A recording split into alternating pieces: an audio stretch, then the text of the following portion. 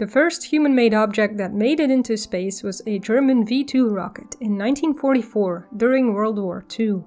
When the first rocket reached space, nobody really cared that much, and obviously back then these rockets were weapons for war. Although, as we've seen in part 1 of this series, scientists and engineers were very much aware of the possibility to travel into space using rockets. Before World War II, no rockets had ever been built that were powerful enough, however. I find you can't really talk about the early days of space exploration without talking at least a little bit about the geopolitical context of the time.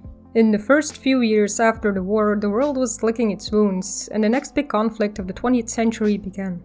To somewhat oversimplify things, the USA and the USSR had never exactly been friends, but they were allies in World War II in order to defeat Germany. Pretty much as soon as that was over, the former allies became engaged in a state of political conflict and military tension known as the Cold War, which lasted from 1947 until 1991. 44 years.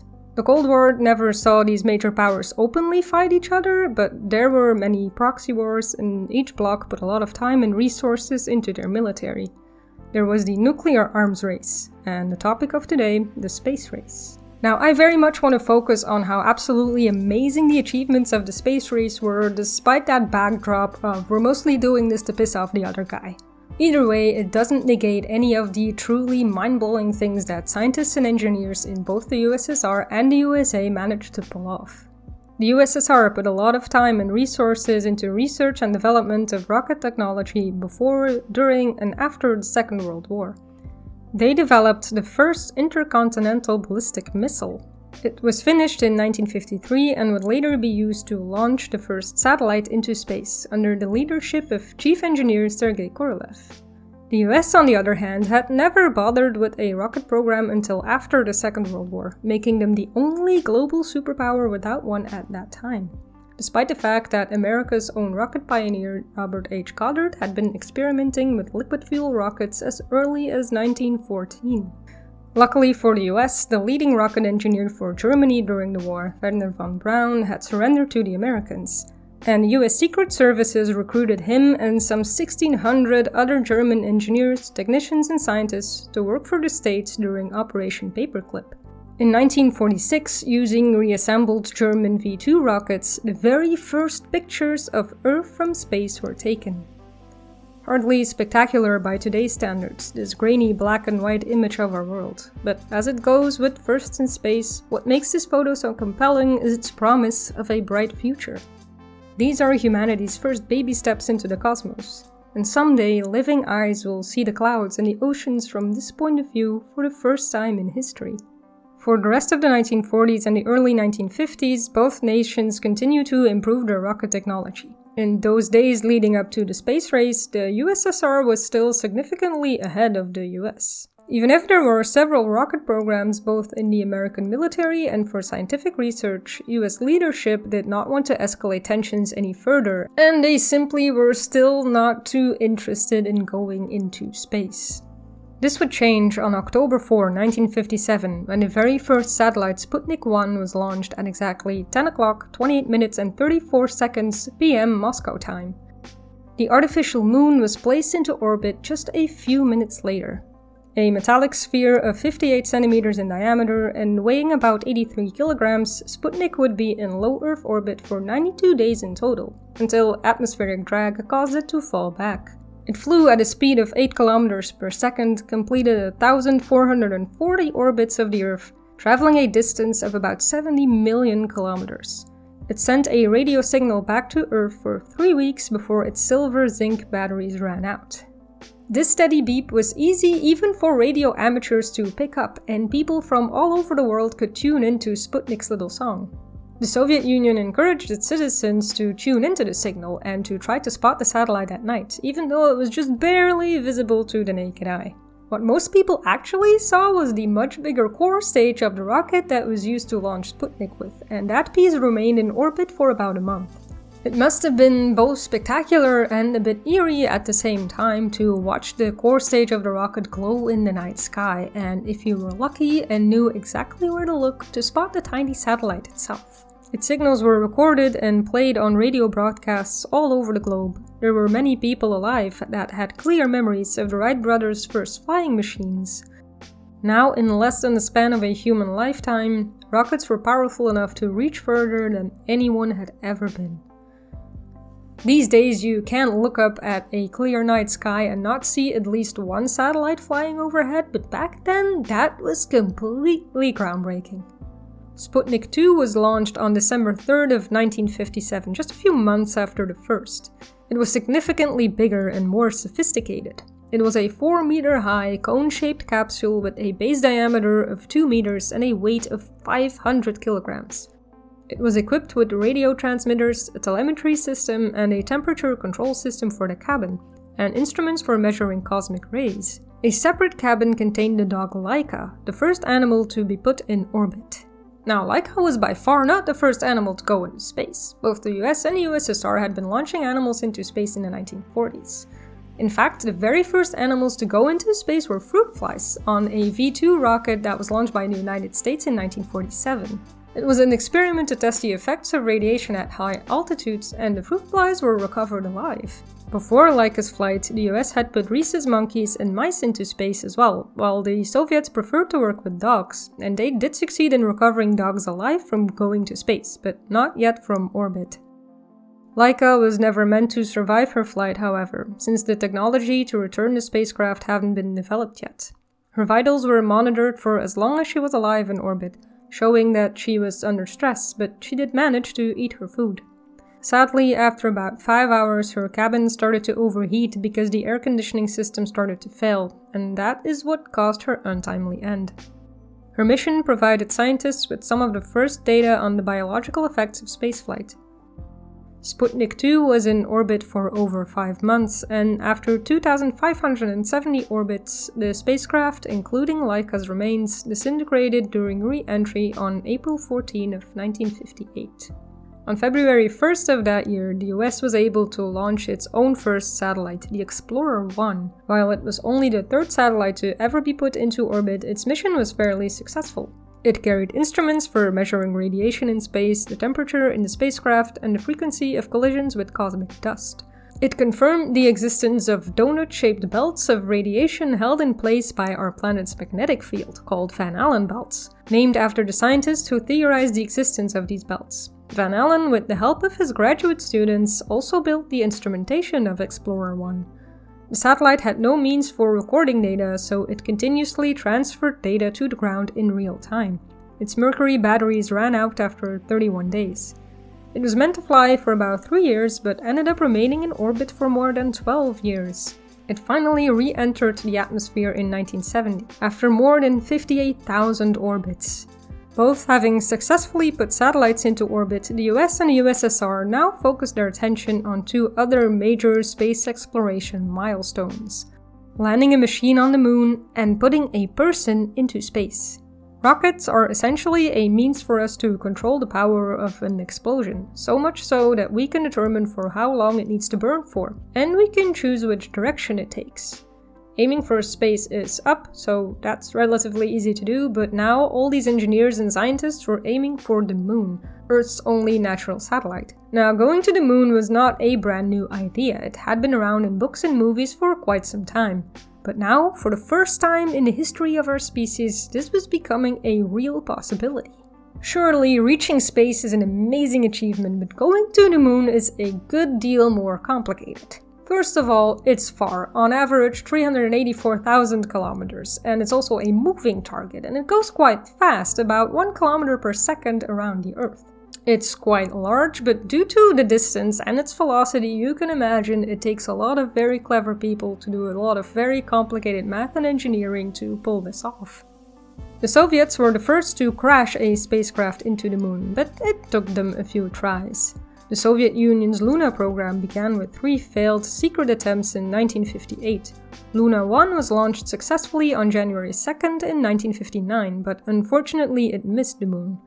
Luna 2 became the first probe to ever reach the moon on September 14 of 1959. The mission of the third Luna spacecraft was much more ambitious. It would fly behind the moon, take pictures, and use the moon's gravity to swing back to Earth. The gravity assist was a success and a triumph of orbital mechanics, because people had to sit down and calculate the probe's trajectory by hand. I mean, you really can't just shoot something at the moon and hope it goes well. The spacecraft took a total of 29 pictures of the far side of the moon. These very first images of the other side of the moon nobody had ever seen or poor quality, but they were good enough to cause excitement all over the world, and scientists were amazed to find it looked very different than the side of the moon that always faces us. On April 12, 1961, the USSR surprised the world by launching 27-year-old military pilot Yuri Gagarin into orbit. He flew around the world in 108 minutes in a craft called Vostok 1. He was dubbed the first cosmonaut, roughly translated from Russian and Greek as Sailor of the Universe. During the entire flight, he reported that everything was going well and that he felt great and that he was in good spirits. All in all, it seemed like he had the time of his life.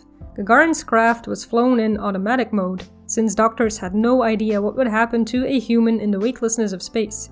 But the young cosmonaut was given an envelope containing the code that would unlock manual control in an emergency. Because the Vostok was not designed for a soft landing, and the hard landing it made would most likely result in serious injury or even death, Gagarin had to eject from the capsule at about 7,000 meters and parachute down. He became an international celebrity and traveled the world, though he was barred from visiting the United States. April 12 became Cosmonautics Day in the USSR. In 2011, it was declared International Day of Human Spaceflight by the United Nations. And so the space race kicked into a higher gear. US President Kennedy asked Congress to commit to landing a person on the moon and return them safely, and achieving this by the end of the decade. USSR leadership never publicly responded to this challenge, but they worked on a crewed lunar program in secret. Now, both nations were determined to put people on the moon first, but it goes without saying that this is even more complicated than crashing a spacecraft into it, and there were still a lot of unknowns and uncertainties when it came to the effects of prolonged spaceflight on the human body. At the same time, the first steps towards interplanetary exploration were being made. In 1961, the Soviet craft Venera 1 was launched and made a flyby of the planet Venus on May 19. However, radio contact with the craft was lost and no data was returned. In December of 1962, the American craft Mariner 2 passed as close as 35,000 kilometers from Venus and was the first probe to send data back to Earth of an encounter with another planet. The USSR's short-lived Voskhod program saw the first human spaceflight to carry more than one person into orbit. Voskhod 2 established another milestone in space when cosmonaut Alexei Leonov became the first person to leave the spacecraft in a specialized spacesuit to conduct a 12-minute EVA, or extravehicular activity, or simply a spacewalk, on March 18, 1965. By this point in history, this was completely unheard of, completely new territory for people to go to. Putting people into a small capsule on top of a giant rocket, and they were giant. The USSR's N1 rocket was 103 meters tall and weighed 2,750 tons, and the US's Saturn V rocket was 110 meters and weighed 2,900 tons. And then launching them into orbit, and then a person goes outside of that spacecraft and hangs out a little bit and then goes back inside and they all return safely? That is still just nothing short of mind-blowing. I do recommend looking up videos of spacewalks. Astronauts do this quite often from the International Space Station, and this is often live streamed as well, just to get an idea of how spectacular this is. Just a person hanging onto this big machine going 7 kilometers per second, with the Earth below and the depths of space stretching all around for who knows how far. On February 3rd of 1966, the Luna 9 craft was the first to make a soft landing on the moon, making it the first human object to make it to the lunar surface in one piece. The US started their preparation for a crewed moon landing with Project Gemini, running from March 1965 to November 1966, with the main goal being to develop the spaceflight techniques needed for the Apollo missions, which would land astronauts on the moon.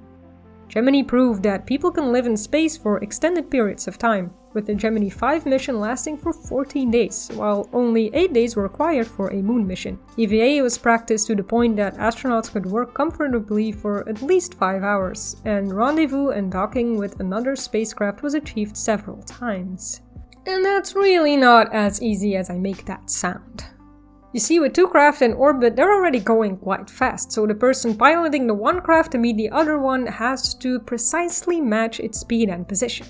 This is called rendezvous, and this is already very complicated, so you can imagine docking with another spacecraft is even more complicated to pull off. Now maybe you're thinking, aren't you pronouncing Gemini wrong? Actually no, that's just how it was pronounced then. The whole mission, everybody that was working on it said Gemini, although I don't think anybody is gonna hold it against you if you call it Gemini. Now so far, the early days of space exploration had not seen any major incidents aside from technical errors, but unfortunately that would not last. Apollo 1 was meant to be the first crewed mission of the program, set to launch on February 21st of 1967. But during a ground test on January 27, a spark in the cabin of the spacecraft caused a fire that killed all three crew members: Virgil Grissom, Ed White, and Roger Chaffee. A devastating loss, and it would take 22 months before all the flaws found with the charred craft were corrected so a first crewed flight could be made. The Soviet Union space program suffered as well. On April 23rd of 1967, the first of a new series of spacecraft, the Soyuz 1, was launched for a 3-day mission and was supposed to dock with the Soyuz 2, but it was plagued with technical difficulties. The mission was aborted early, and upon re-entry, the parachute of the craft failed and it crashed into the ground, killing its sole crew member, cosmonaut Vladimir Komarov. This was the first in-flight fatality in the history of spaceflight. These incidents did not deter either nation to continue working on new milestones in space exploration, however. December 1968 saw the flight of the Apollo 8, the first crewed spacecraft to leave low Earth orbit and the first human spaceflight to reach the moon. At this time, the lunar landing module wasn't ready yet, but Apollo 8 and its crew of 3, astronauts Frank Borman, Jim Lovell, and William Anders, became legendary.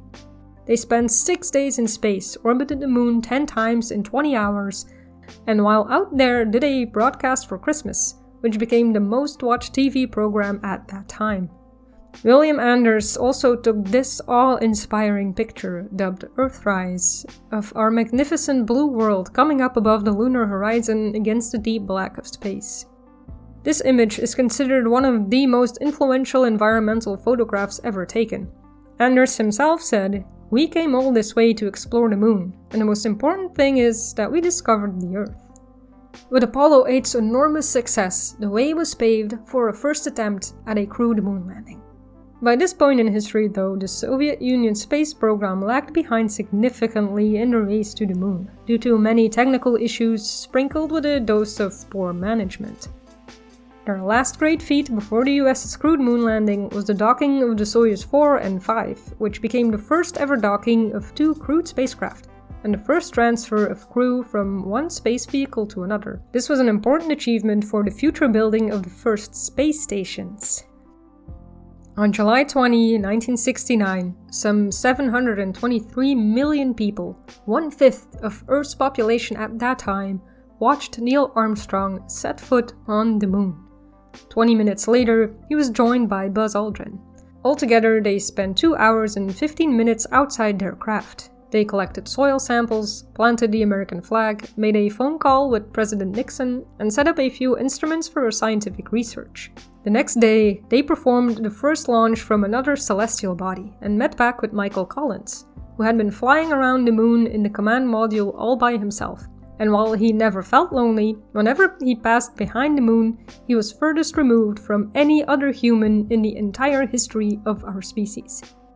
The mission was a huge success. The astronauts returned home safely and became worldwide celebrities. Though there was a speech written for President Nixon to read in the event that the astronauts would get stuck on the moon for whatever reason, and rescue was simply not possible.